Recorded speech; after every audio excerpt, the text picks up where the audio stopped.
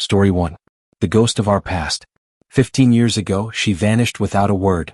One moment we were planning a future together and the next she was gone. No note. No explanation. Nothing. Our wedding was just weeks away and then, silence. Her family had no answers, her friends were just as lost as I was. She simply disappeared, leaving behind a gaping hole where my heart used to be. For years I wrestled with the unanswered questions, the unbearable ache of not knowing. Had I done something wrong? Had she been in danger? Was she even alive? Her parents eventually told me she wanted nothing to do with me, that she had no plans of returning. That should have been the end of it. And yet, her absence haunted me. I tried to rationalize it. Maybe she had a mental breakdown. Maybe the weight of everything had crushed her. But without an answer, all I had was speculation and pain. I tried to move on. I buried myself in work, in new relationships, in anything that could dull the pain. But deep down, I never truly let go. I kept looking for her in crowded streets, scanning faces in the hope of catching a glimpse of her. I even dreamt of her sometimes, always just out of reach, always walking away. And then, out of nowhere, she reappeared. A simple message on Facebook. A request to meet. I stared at the screen, a storm of emotions raging inside me. Anger. Anxiety. Hope. Dread. After all these years, why now? Her profile picture showed a woman both familiar and foreign. Older, more radiant, yet burdened by something heavy. A sadness in her eyes. Her post spoke of regret, loneliness, a life shadowed by shame. She refused to explain over text. "It's better if we talk in person," she wrote. I didn't know what to do. A part of me wanted to ignore her, to let her remain a ghost of the past. But another part, a reckless, desperate part, needed to see her. To understand. I met her at a small cafe, the same one we used to visit when we were young. My heart pounded as I watched her walk in. Time had left its mark on her. The once smooth skin of her arms was marred with deep scars, and her eyes held the weight of untold pain. She looked hesitant, fragile in a way I had never seen before. For a long moment we just stared at each other. Neither of us knew how to begin. Then she took a deep breath and started talking. She told me everything. How she had wanted to leave long before the wedding but had been too afraid to stand up for herself. How the pressure, from her family, from society, from me, had crushed her. How she had spiraled into a breakdown, her mind unraveling under the weight of expectations. She had run, thinking escape was the only option. But life had not been kind to her after she left. She wandered from place to place, homeless for years. The one friend she had trusted betrayed her, leaving her stranded with nowhere to go. Eventually she made choices she wouldn't speak of, choices that led to prison. She had only been free for a year now, trying to rebuild the life she had lost. She had reconnected with her parents, found a job, and finally reached out to me, not to rekindle the past but to face it. As she spoke, I saw the raw regret in her eyes. She wasn't the same girl who had left me all those years ago. She was someone who had been through hell and somehow clawed her way back. She didn't ask for forgiveness, nor did she try to justify what she had done. She was ashamed, broken, but standing. We both knew there was no future for us. Too much time had passed. We were strangers now, shaped by different lives. And yet, as I looked at her, I realized something. I had spent so many years trapped in the past, but she had been trapped too. Running, suffering, regretting. I forgave her. Not because she deserved it, but because I needed to let go. Because holding on to that pain had only ever hurt me. As we parted ways, I realized that closure doesn't always come in the form of answers. Sometimes, it's just understanding that the past is a place we can never return to.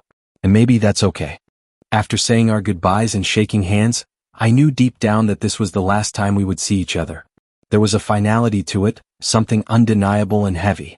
The closure we both sought had finally come, and yet, as I walked away, an emptiness settled inside me. A weight had lifted, yes, but another one remained. I had spent years hoping for answers, for a moment like this. And now that it had happened, I realized that all those years of wondering, of thinking about what could have been, had amounted to nothing. We would never have a future together. All the nights I spent thinking she might come back, that there was some deeper reason for her disappearance. None of it mattered now. This was the ending. And yet, the pain was still there. Should I trust her story? I think I do. And if I don't, does it really matter anymore? Maybe she left things out, maybe there were details I'll never know, but ultimately the truth won't change what's already been done. She has always been meek, always too afraid to face her problems. When things got too tough, she withdrew, disappeared, avoided. Running was easier for her than fighting. Her family was controlling, strict, tiger parents who refused to acknowledge any of her struggles. Maybe that was why they never gave me any answers. Maybe they never really had any to give. But I can't blame them entirely. I had my own role to play. The friend who convinced her to leave, the one she trusted more than anyone else. Maybe they only sped up the inevitable.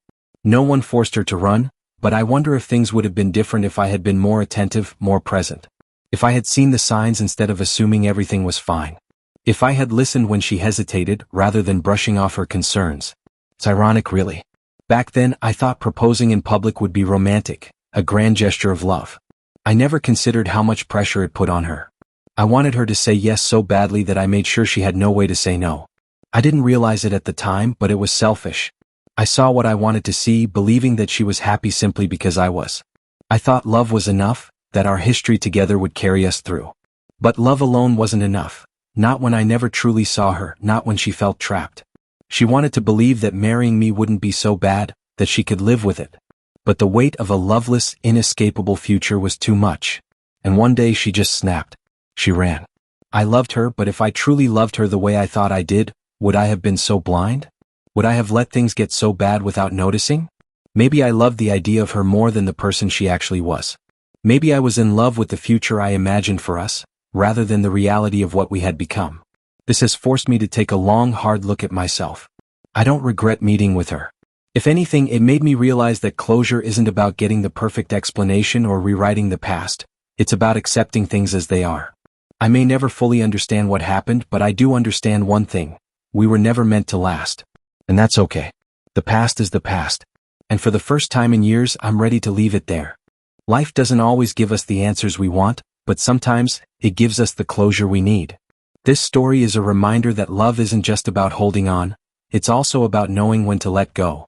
Sometimes, we chase a past that no longer exists, hoping to rewrite an ending that was never meant to be.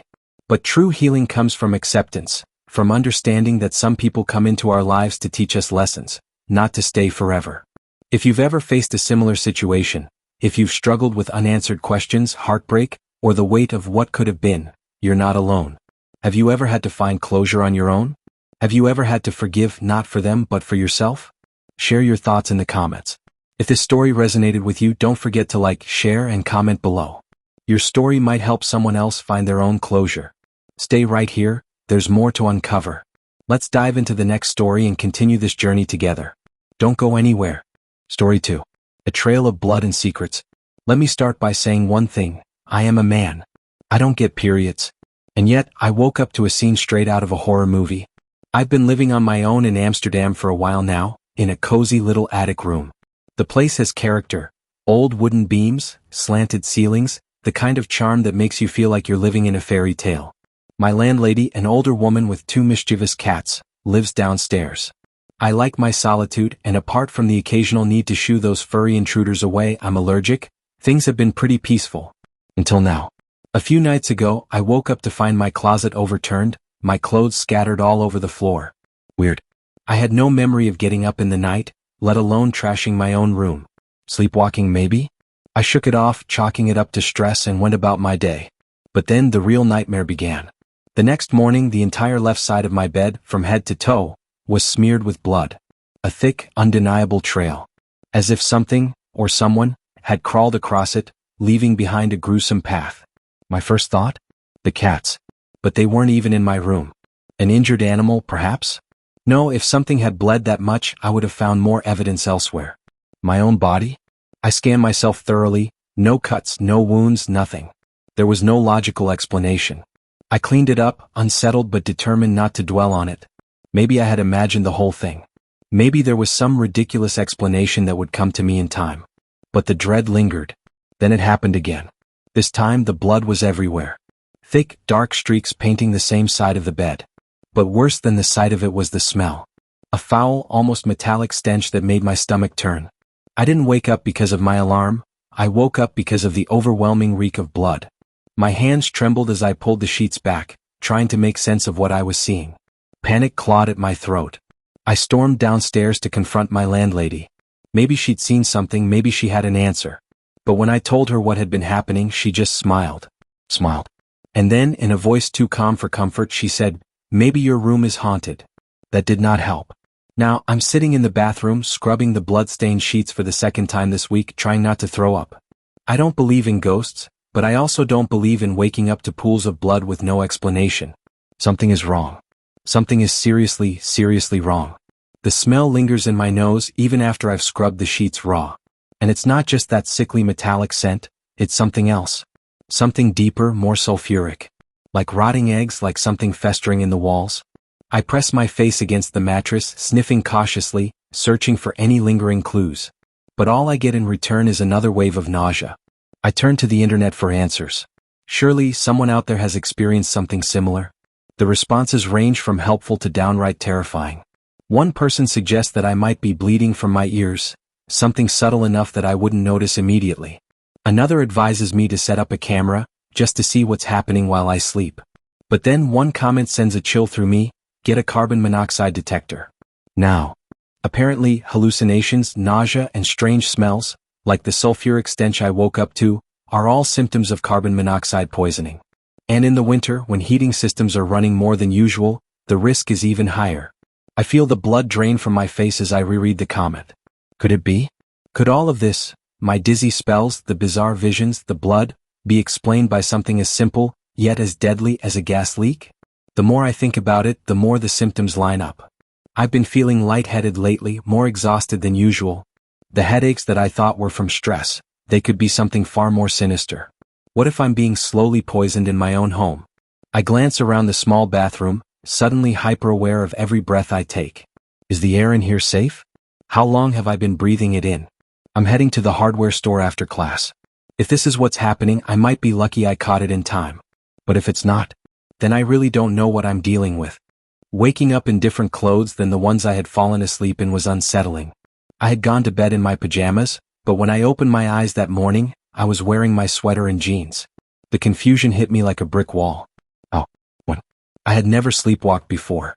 The only other strange thing that morning was, thankfully, just the blood. No new disturbances. If anything else had happened, I would have booked an appointment with a psychologist immediately. Update: a few days later. For the past few nights, I've been staying at my friend's place, trying to see if the bizarre bleeding episodes would follow me. So far, nothing. No bloodstains. No unsettling smells. Nothing. It was almost too normal. In the meantime, I ordered a camera, determined to capture whatever was happening in my attic room. I needed proof, either to confirm my worst fears or hopefully to put my mind at ease. Yesterday, I decided it was time to return home. On the way, I stopped by the doctor for my hay fever symptoms.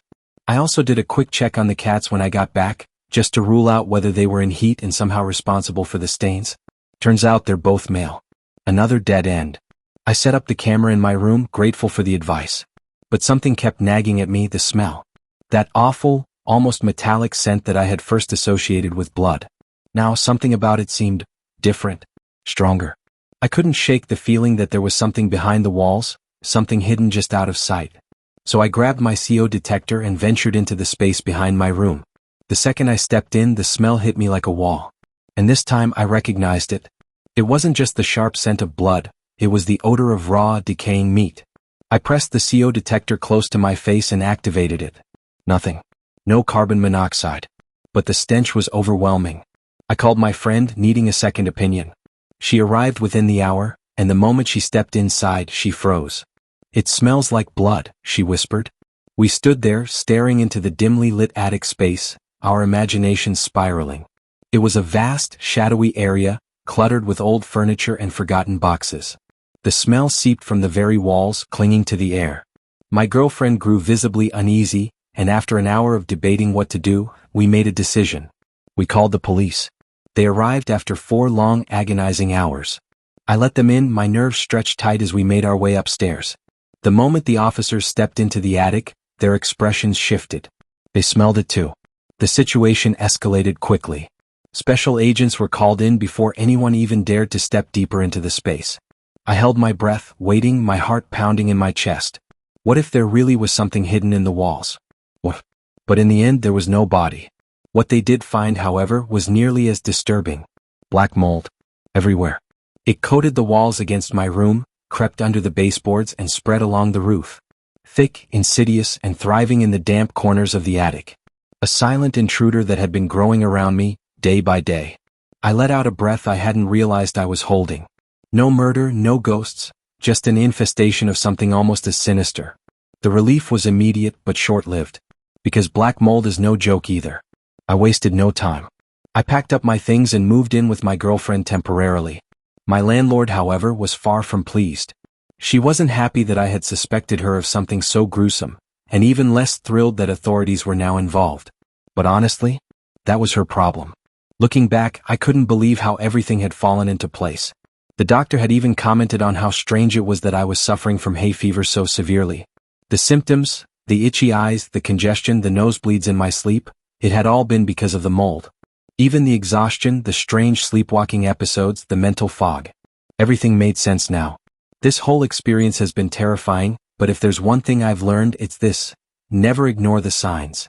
Whether it's a strange smell, unexplained symptoms, or even something as bizarre as waking up in different clothes, there's always an explanation. And sometimes it's worse than you'd ever expect. Relevant comments. Comment 1. I get that it's not as bad as a body, but knowing that black mold was creeping around you the whole time is just as horrifying. I wish more people realized how bad hay fever and allergies can be. It's not just sneezing, it can be weeks of absolute misery. Comment 2. The landlady's reaction, maybe your room is haunted, makes me think she knew there was a problem but just didn't want to deal with it. Now that the authorities are involved, she has no choice but to clean it up. That's probably why she's so upset. This story is a reminder that our bodies and environments often give us warning signs when something isn't right. We might dismiss things as just allergies or minor inconveniences, but what if they're pointing to a bigger issue?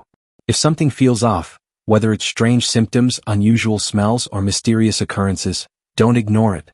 Investigate. Trust your instincts. It might just save you from something dangerous. Does this story resonate with you? Have you ever experienced something strange that turned out to have a logical explanation?